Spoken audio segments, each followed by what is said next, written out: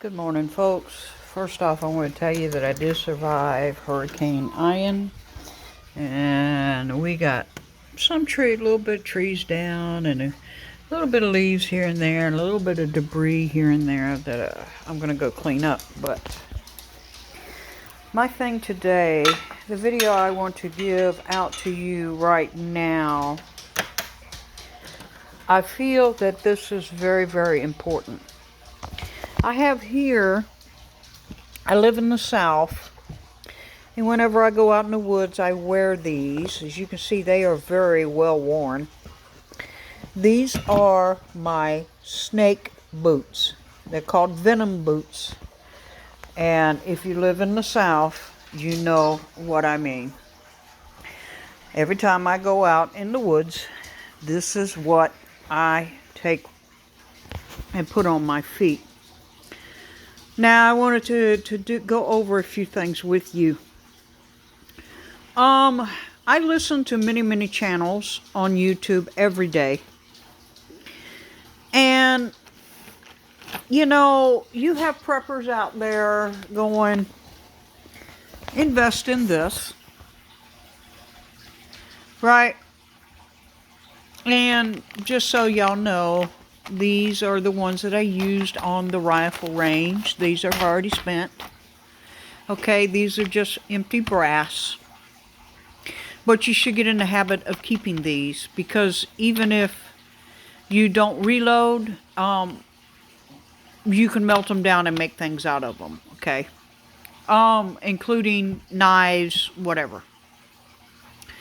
But in our situation that's going on worldwide right now, I took the time and I laid some things out here on the table, and I'm going to go over them real quickly.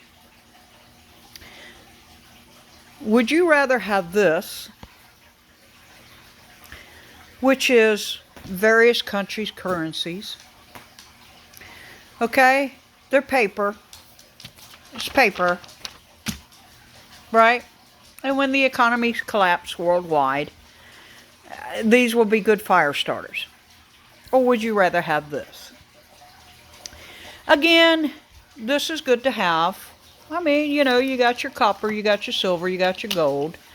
You know, you got your smaller denomination of coins, you know, that you can trade for stuff. This might be okay, but this is a lot of weight to carry with you if you got a whole bunch of it. Okay? Or would you rather have this? Again, a lot of weight. Even with the freeze-dried, it's a lot of weight. And you have to carry a can opener with you, because not all cans have pop tops. As you can see, these don't. I think one does. I think the black beans do. And, you know, you can have this, which is from my chickens. Beautiful eggs from my chickens. This is protein every day as long as my chickens are alive. However, if I have to bug out, I can't take my chickens with me. So, you know, there'll be a good meal or two, and then they'll be done. And then we won't be able to do anything.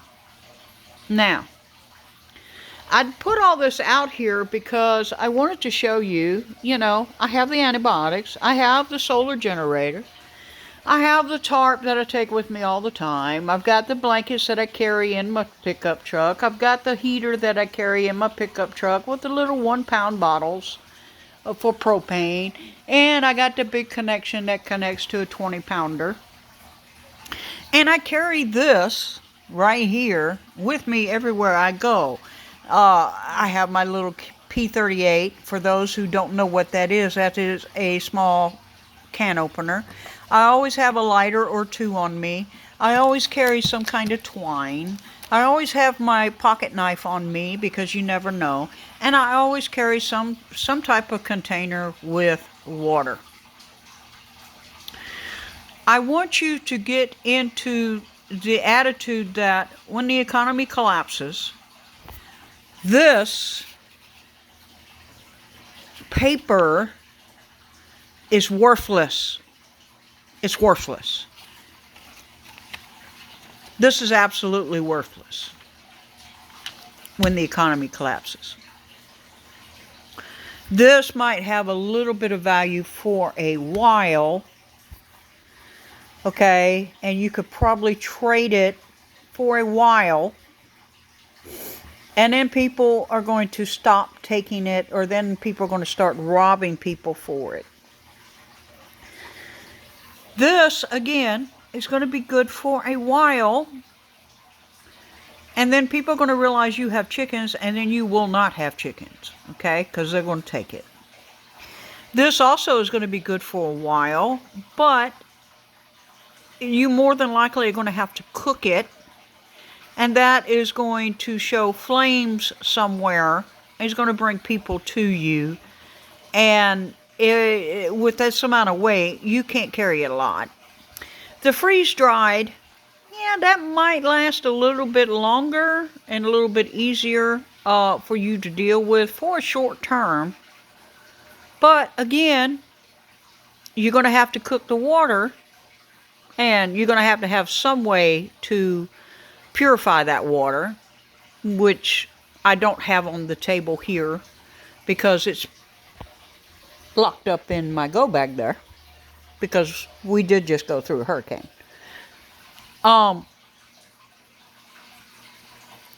So again, you're going to have people coming to you. Yes, this is great, short term. In the winter, short term, that's great. Long term, you want that. You want good blankets and some kind of good tarp, or like over here, a tent that will bring you away from the elements. I would highly recommend a tarp. And the reason I say a tarp is you can take a tarp, especially this one, because you see this is a silver tarp, and there's a reason why I carry this with me everywhere. You can take a silver tarp and you put the non-silver siding down to the ground, and you wrap that silver around you in a small depression in the ground, and you cover that with leaves and debris, and even in sub-zero temperatures, it will keep you relatively warm. By relatively warm, I mean it will keep you just above freezing. So it will allow you to survive short term. I want you to think about surviving if everything that you have in your house is suddenly took away. If this right here becomes useless and it goes flying away, and you run out of these, right? You run out of these, what are you going to do?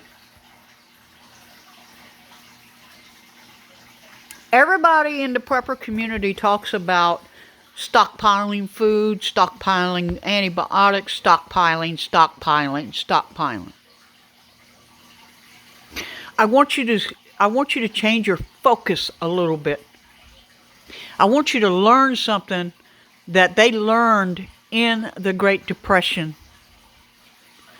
That was being able to go out and forage and hunt and trap and fish for food. And they learned how to preserve that food even out in the middle of the wilderness. This is how they survived. They ate things that other people would never think to touch. So what you need to do is you need to take your brain and focus it on your area.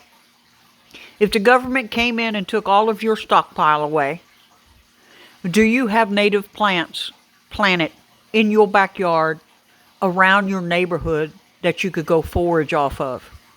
Are you aware of what wild animals come in and out of your area? And can you forage off of them? Is there creeks and streams near you that you can dig an earthworm up, throw it in the water, and catch yourself a fish? You need to learn that skill. Do you know how to make a fish net? You need to learn that skill. These are things you need to do right now.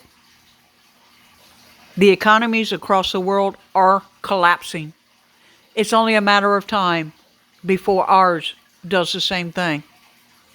And I hate to be the one to tell you this, but no one, absolutely no one, is going to come help you when they are in the same boat. They will literally turn on you to take what little bit you have. You've seen it in Venezuela. You've seen it in Cuba. It's coming here. And you need to step up and realize that. And with that, I'm going to let you go. And bicycle!